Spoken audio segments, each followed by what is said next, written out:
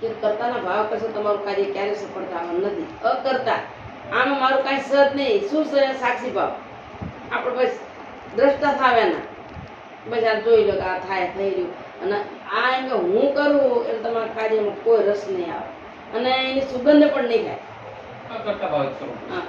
પણ એવું કોણ કરી શકે? કરતાના ભાવ તરત જ કહે ને.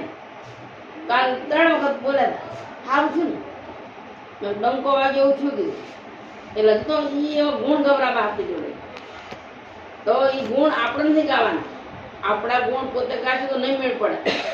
ગાતા થવા જોઈએ કે ના ભાઈઓ સ પણ એટલે ગુરુના ગુણ એટલા છે. પણ ગુરુના વાત પામવી અને ગુરુની વાત આચરણમાં લેવી એ બહુ બેની વચ્ચે અંતર ઘણો.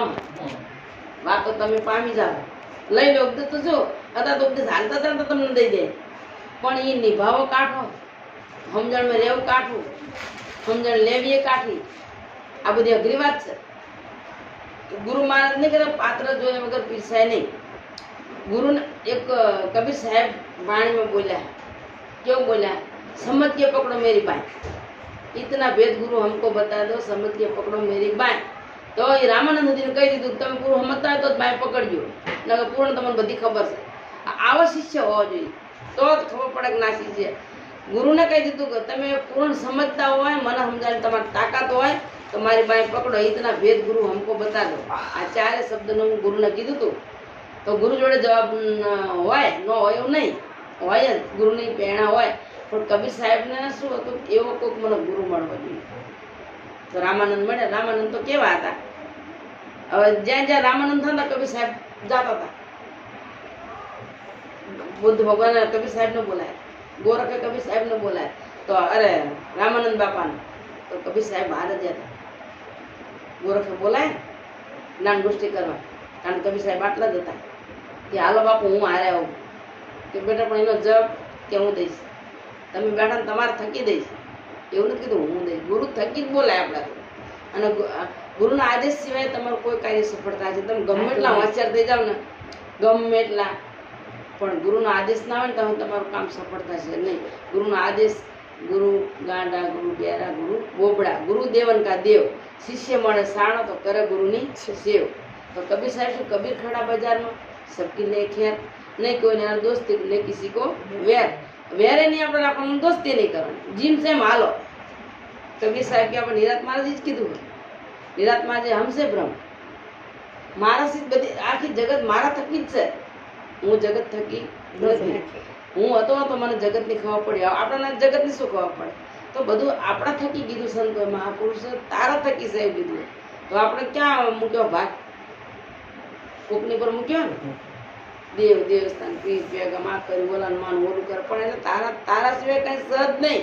તો તું બારીક કેમ ભટકાશ? બારીક જવાની જરૂર નથી. જીમ સેમ સમજી લો ને તમારા સિવાય કોઈ સહ નહીં એવું માની લો. માનતા નથી એટલે આપણે બહાર જવાની જરૂર પડે ને, બહાર જવાની જરૂર નથી. પરમાત્મા આપણને પૂર્ણ સમજાવી દીધું, પૂરી વાત કરી દીધી છે.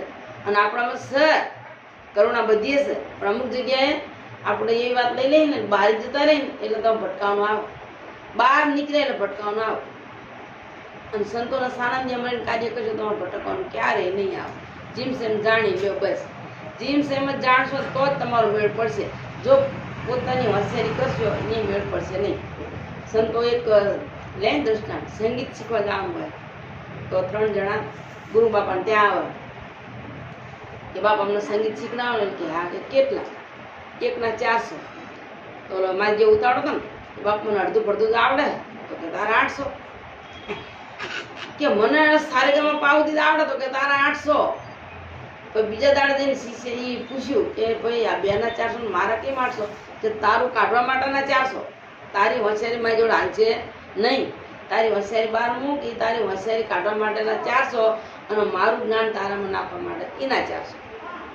એટલે સંતના ઘરે તમે જાઓ, ચતુર થઈને જાઓ, ચાલાક થઈને જાઓ, ચાલાકી લઈને જાઓ તો અહીંયા નહીં મેળ પડે. 2 મહિના હા આપણે નિખાલસ ભાવે અને કાંઈ જ નથી. હું એ ભાવે જાશો તો તમને વાત પામશો. નકર જો ચતુરાઈ થઈને જશો, મને તો મારા ગુરુ કરતા તાજી સમજણ છે, તો અહીંયા ફેંકી જવાય છે. અહીંયા આપણું ગજુ જ નહીં હાલે. સંતો મહાપુરુષો પહેલાના સંતો શું કે ગુરુ શિષ્ય બે ભેગા જ રહ્યા, એ જુદા નથી પડ્યા. એટલે આટલી જાગૃતિ નામના એમના એના ગુણ આપણે હજુ હાલ ગાવી એમને 750 વર્ષ થયા, કોઈને 550 વર્ષ થયા, પણ તાજા નામ છે ને. કારણ કે ગુરુ શિષ્ય ભેગા જ રહ્યા, જુદા પડ્યા જ નથી. એટલે એ કેટલી ઉર્જા હોય. અને ગુરુના આધીન જ તે. આવા કર્ણ કોઈનું માને એવા નહીં, તો દુર્યોધને કોઈનું માને એવા નહીં. આ તોય સંતોના સાનિધ્યમાં રહીને જ એવડે આગળ નીકળ્યા. જેનું જે સુરવીર ને એ મુકાણું નહીં, તો જે સત્સંગી એ છોડે નહીં. અર્જુને વાત ના મૂકી તો દુર્યોધને પકડી નહીં, પણ બે જગ્યાએ બરાબર જ છે નહીં. જેવું કર્યા ને એવા એમના નામ છે, જેવું એમને કર્યા ને એવા જ એમના નામ છે. તો સંતો મેં ઈ જ છે. સંતો મેં જો જેસલ એના કર્મનો કોઈ પાર જ નહીં, પણ સંતો ચરણે ગયા તો પડી ગયા. અનંત કોટી અપરાધ કર્યા હતા, પણ એક પલમાં પીર થઈ જતા હોય. તો સંતોમાં મહાપુરુષો તમારા પૂર્વ જન્મના જેટલા કંઈ કર્મ હશે ને એ સંતો લઈ લે. તમારી માટે હવે કર્મ રહેતું નથી. એટલે કેમ કે આમ ક્યાં કરો તમે, આમ ક્યાં કરો, આવડી અવનીમાં તમે ફૂલ્યા ક્યાં કરો. જૂના તો મટાડતા નવા ક્યાં કરો. હવે જૂના માંડ મટ્યા અને પાછા નવા કરવી આપણે. તો આ સંતોને અનુકૂળતા નથી. અનુકૂળતા વાત મુજબ જ તમે સંતોને સાનિધ્યમાં રહેશો ને તો આપણને એવું લાગે કે આપણે કાંઈક સમજ્યા, થોડું ઘણું સમજ્યા. પૂરણ તો નથી સમજ્યા. સંતોના આય શાખા પૂરા થાય તો એમને વાત પૂરી નથી થઈ, તો આપણે ક્યાંય થવાની. એમને હજુ કાંઈક કહીને ગયા કે હજુ કાંઈક બાકી રહી ગયું અમારું, કાંઈક સ્કૂટે હજુ. આટલું એમને ભક્તિ હતી, આટલો ગુરુ પર આટલી પ્રીતિ હતી. આપણે તો ગુરુ પર કાંઈ પ્રીતિ નહીં. ગુરુ જ્યાં હશે ત્યાં જય ગુરુમાં જે કરવાની હતા. 12 મહિના થાય તો ગુરુના ચરણોમાં નહીં જતા. પૂનમના દાડે બાપા જય ગુરુમાં છે તે કહી દે. હવે પછી તમારે જાગૃતિ લાવીએ, તમારા નામના નેજા ફરકાવા, તમારા ગુરુના આધીન થાવ. કેમ થાવ?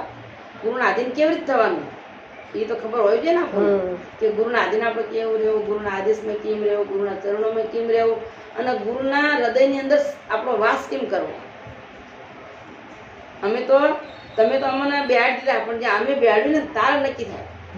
તમે તો અમને ગુરુ માની લીધા બરોબર છે, પણ ગુરુના હૃદયમાં શિષ્યનો વાસ થાય ને તારે આપણે કઈક ઉપદેશ લીધો એવું લાગે.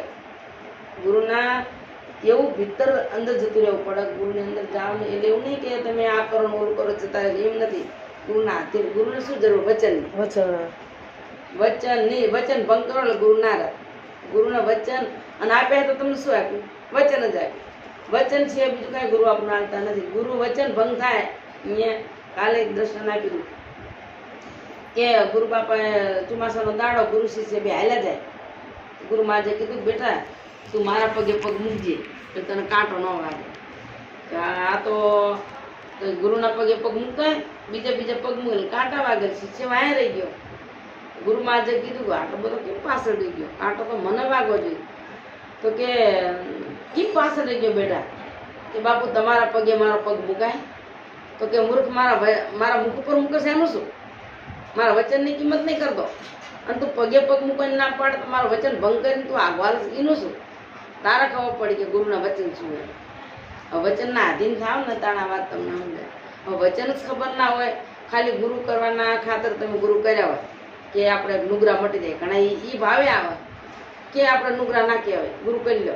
પણ ગુરુ કરવાથી એ ગુરુ નથી થયા. ગુરુના આધીન થઈ જાઓ, ગુરુને સમર્પિત થઈ જાઓ, અને જેટલી ગુરુની કરુણા ને એટલી તમારામાં આપવી જોઈએ. તારે તમારે આ ઉપદેશ નક્કી થાય.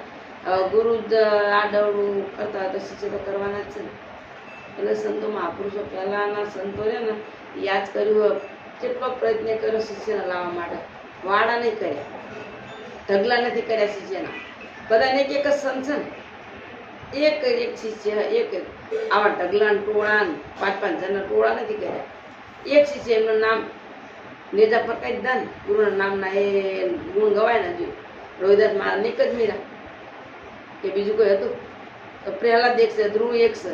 આ બધા એક જ છે, પણ હજારો ને એટલા બેહાડે એવા.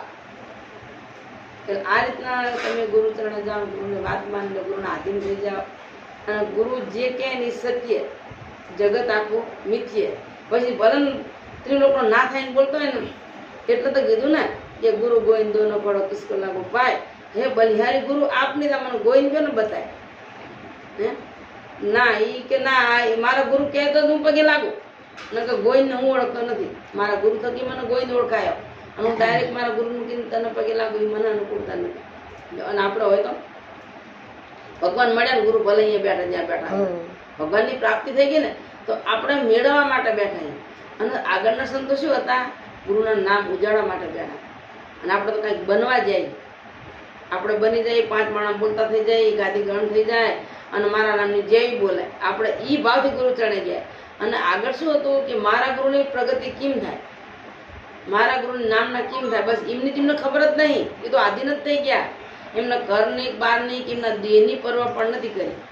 આગળના સંતોએ કોઈ એમની પોતાની ખબર નહીં રાખી, તો પછી ગુરુની જ ખબર રાખી. મારા ગુરુ બસ ગુરુના આધીન જે કાંઈ હોય ને એ મારા ગુરુની વાત હોય તો જ. આ ને બીજી વાત એમને ગમતી નહીં. એ સમયે જગત તો હશે જ ને, આ બધાને જગત નહીં હોય તો એ સંતો કોઈ જગતમાં આવ્યા નહીં આવ્યા. ગુરુની વાત જ આપણે બપોરે જોઈએ ને એકમ સાહેબ ને પથરા માર્યા એ તેથી જગત નહીં હોય. બધા સંતોને એટલું કષ્ટ આપ્યું ને જગત કેટલી કષ્ટી પડી. બધા સંતોને જગતે કોઈ સંતો ગયા નથી. રોહિદાસ મહારાજ રહ્યા ને, રોહિદાસ બાપા કાશે જઈને કરવત મુકાઈ. આ જગત ત્રાસ જેટલા સંતો છે ને એ ગયા નથી, આવ્યું તો ગયા. જગત જીવવાથી ખાલી બસ જગત. અત્યારે તો કળજુગ કંઈક સમજે છે. ભગવાન આ વચન બાંધો કે ભગવાન તમારો તપ કરી કરીને થાકે ને તો તમે મળતા નહીં, પણ મારા રાજ્યમાં હું 3.5 દાડામાં મળીશ. પણ એવો 3.5 દાડાનો સમય કેવો લે, ન જવા દે તો અહીંયા પરમેશ્વરમાં ઊભો જ. મારું રાજ્ય એવું થાય છે, કળજુગો વચન લીધા એટલે તો દુઃખ પડે ઓછા.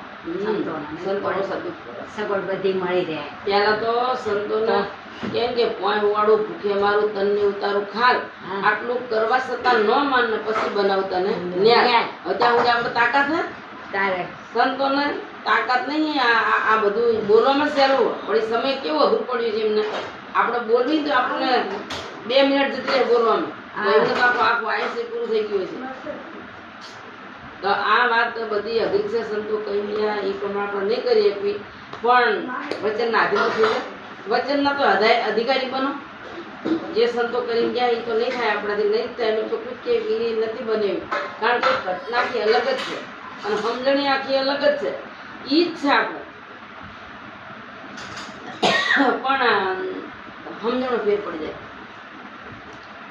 બાપા હા તમને તો અમારા બેટા પાણી દે. લાખ વંદન